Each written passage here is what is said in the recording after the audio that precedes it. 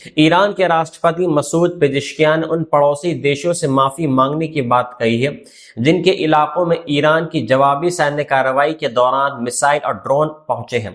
लेकिन उसी समय ईरान की ताकतवर फौजी संस्था इस्लामिक रेवोल्यूशनरी गार्ड कॉर्प्स यानी IRGC ने बिल्कुल अलग और सख्त लहजे में बयान देकर यह साफ बोल दिया है कि अगर अमेरिका और इजराइल खाड़ी के किसी भी देश की ज़मीन या एयरबेस का इस्तेमाल करके ईरान पर हमला करते हैं तो ईरान वहां मौजूद अमेरिकी और इजरायली ठिकानों को निशाना ज़रूर बनाएगा। दरअसल पूरी कहानी की शुरुआत उस बड़े सैन्य टकराव से भी जुड़ी हुई है जब अमेरिका और इजराइल ने ईरान के कई ठिकानों पर संयुक्त हमले शुरू किए। इसके बाद ईरान ने भी जवाबी कार्रवाई करते हुए मिसाइल और ड्रोन से इजराइल के साथ साथ मिडल ईस्ट में मौजूद अमेरिकी सैन्य ठिकानों को निशाना बनाना शुरू कर दिया था। इस जवाबी कार्रवाई के दौरान कई मिसाइलें और ड्रोन खाड़ी के अलग अलग देशों के ऊपर से गुजरे। ये वहां इंटरसेप्टेड किए गए, जिससे कुवैत, कतर, सऊदी अरब और संयुक्त अरब अमीरात जैसे देशों में भी हाई अलर्ट की स्थिति बन गई। इसी पृष्ठभूमि में ईरान के राष्ट्रपति मसूद पेजेश्कियान ने एक रिकॉर्डेड संदेश जारी करते हुए कहा है कि अगर ईरान की सैन्य कार्रवाई के दौरान किसी पड़ोसी देश की जमीन या हवाई क्षेत्र प्रभावित हुआ है तो इसके लिए वो बेहद दुख जताते हैं और माफी मांगते हैं। और ईरान की तरफ से पड़ोसी मुल्कों के साथ किसी दुश्मनी का उनका कोई इरादा नहीं है। उन्होंने कहा कि ईरान अपने पड़ोसी देशों को भाई समझता है और क्षेत्र में स्थिरता चाहता है, लेकिन जब ईरान पर हमला किया जाएगा तो उसका जवाब देना भी जरूरी है। राष्ट्रपति पेजेश्कियान ने यह भी कहा कि ईरान ने जानबूझकर किसी पड़ोसी देश की संप्रभुता का उल्लंघन नहीं किया है, बल्कि केवल उन अमेरिकी सैन्य अड्डों और सुविधाओं को निशाना बनाया है जहां से ईरान पर हमलों की योजना बनाई जा रही थी। उनके मुताबिक ईरान की सैन्य कार्रवाई का मकसद केवल अपनी सुरक्षा और क्षेत्रीय अखंडता की रक्षा करना है। लेकिन जैसे ही राष्ट्रपति का यह बयान सामने आया, ईरान की सबसे शक्तिशाली सैन्य संस्था IRGC ने एक अलग बयान जारी कर दिया। IRGC ने अपने बयान में कहा कि ईरान अपने पड़ोसी देशों की संप्रभुता और हितों का पूरी तरीके से सम्मान करता है, लेकिन अगर अमेरिका और इजराइल ने क्षेत्र के किसी भी देश की जमीन या समुद्र या आसमान का इस्तेमाल करके ईरान पर हमला किया तो वहां मौजूद उनके सैन्य अड्डे और हित ईरान के लिए वैध लक्ष्य होंगे। IRGC के बयान का लहजा काफी सख्त था और उसमें साफ तौर पर कहा गया है कि ईरान की सेना पूरे क्षेत्र में अमेरिकी और इजरायली ठिकानों को निशाना बनाने के लिए तैयार बैठी हुई है। इस बयान से यह भी साफ संकेत मिल गया है कि ईरान अपनी सैन्य रणनीति को रोकने के मूड में बिल्कुल भी नहीं है, बल्कि जरूरत पड़ने पर और बड़े हमले भी कर सकता है। इसी बीच ईरान के विदेश मंत्री अब्बास अराक्ची ने भी बयान देते हुए कहा है कि जब तक ईरान पर हमले जारी रहेंगे तब तक ईरान की जवाबी कार्रवाई भी जारी रहेगी। उन्होंने कहा कि यह पूरी तरीके से आत्मरक्षा का मामला है और अंतर्राष्ट्रीय कानून भी किसी देश को अपने बचाव का अधिकार देता है।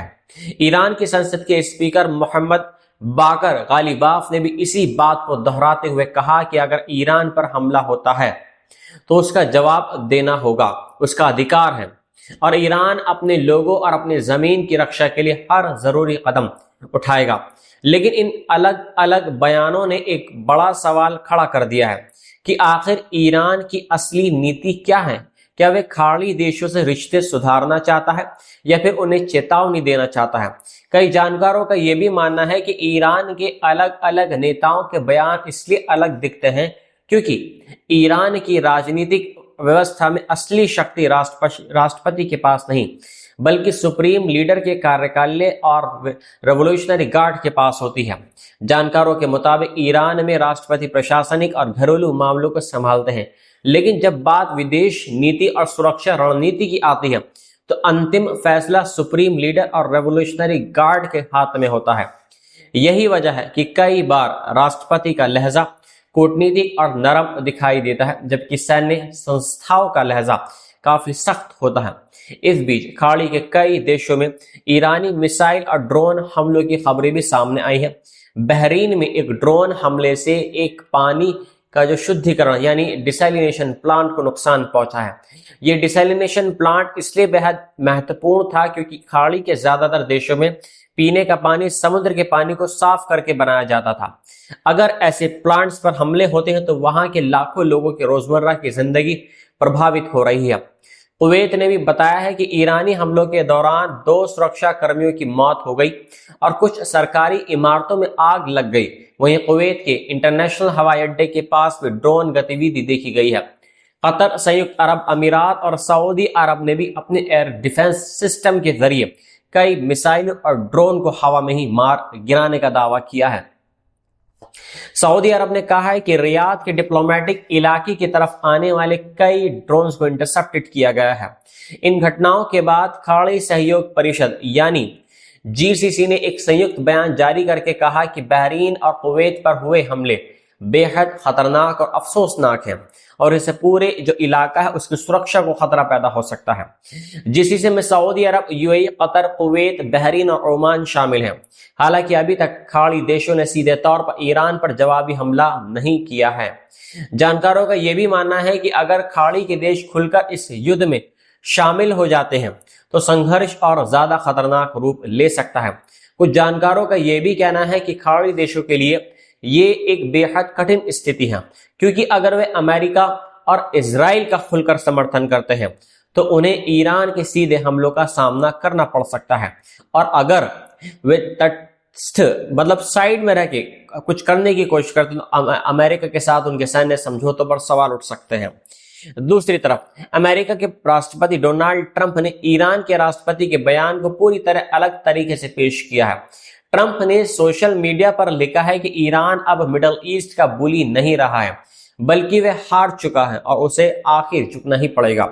लेकिन ईरानी जानकारों का यह भी कहना है कि ट्रंप का यह दावा एक तरीके से वास्तविक स्थिति बिल्कुल अलग है। उनके मुताबिक ईरान की जो एक प्लान है वो ये है कि वह खाड़ी देशों को ये मैसेज दे रहा है कि अगर वह अमेरिका और इजराइल को अपनी जमीन इस्तेमाल करने देंगे तो युद्ध उनके इलाकों तक भी पहुंच सकता है। इस पूरे घटनाक्रम के बीच एक और दिलचस्प बात यह सामने ये आई है कि कुछ जानकारों के अनुसार राष्ट्रपति पेजेश्कियान का बयान खाड़ी देशों से ज्यादा तुर्की और अजरबैजान के लिए था। अजरबैजान के साथ ईरान के रिश्ते पिछले कुछ समय से तनावपूर्ण रहे हैं, क्योंकि वहां बड़ी संख्या में अज़ेरी समुदाय रहता है और ईरान के भीतर भी लाखों अज़ेरी लोग रहते हैं। अगर दोनों देशों के बीच तनाव बढ़ता है तो इसका असर ईरान के अंदर भी पड़ सकता है। तुर्की के मामले में स्थिति थोड़ी अलग है, क्योंकि तुर्की एक नाटो का सदस्य है और अगर तुर्की सीधे इस संघर्ष में खिंचता है तो मामला और ज्यादा अंतर्राष्ट्रीय रूप ले सकता है। इसी दौरान तुर्की ने यह भी दावा किया है कि उसकी एयर डिफेंस सिस्टम ने एक बैलिस्टिक मिसाइल को इंटरसेप्टेड किया है जो ईरान की तरफ से उसकी हवाई सीमा की तरफ आ रही थी। हालांकि ईरान ने इस दावे से इनकार किया है और कहा है कि उसने तुर्की की तरफ कोई मिसाइल नहीं दागी है।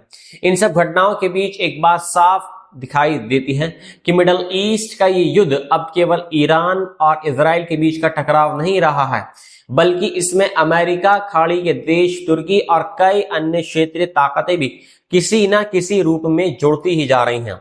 अगर ये स्थिति ऐसे ही और बढ़ती रही आने वाले टाइम में तो इसका असर केवल मिलिट्री और पॉलिटिकली लेवल तक सीमित नहीं रहेगा, बल्कि तेल बाजार और पूरी जो वर्ल्ड की अर्थव्यवस्था है और अंतर्राष्ट्रीय व्यापार पर भी इसका गहरा असर पड़ सकता है। जानकारों का यह भी कहना है कि खाड़ी के क्षेत्र में तेल और गैस के बड़े भंडार मौजूद हैं और अगर युद्ध लंबा चलता है तो ऊर्जा आपूर्ति पर बड़ा संकट पैदा हो सकता है। इसके अलावा स्ट्रेट ऑफ हॉर्मुज़ जैसे रणनीतिक समुद्री रास्ते भी खतरे में पड़ सकते हैं, जिनसे होकर दुनिया का एक बड़ा हिस्सा तेल का गुजरता है। इसलिए पूरी दुनिया की निगाहें इस बात पर टिकी हुई हैं कि आने वाले दिनों में ईरान, अमेरिका, इजराइल और खाड़ी देशों के बीच एक टकराव किस दिशा में जाता है। क्या कूटनीति इस संकट को शांत कर पाएगी या फिर मिडल ईस्ट एक लंबे और व्यापक युद्ध की तरफ बढ़ रहा है? ये सवाल फिलहाल पूरी दुनिया के सामने खड़ा हुआ है।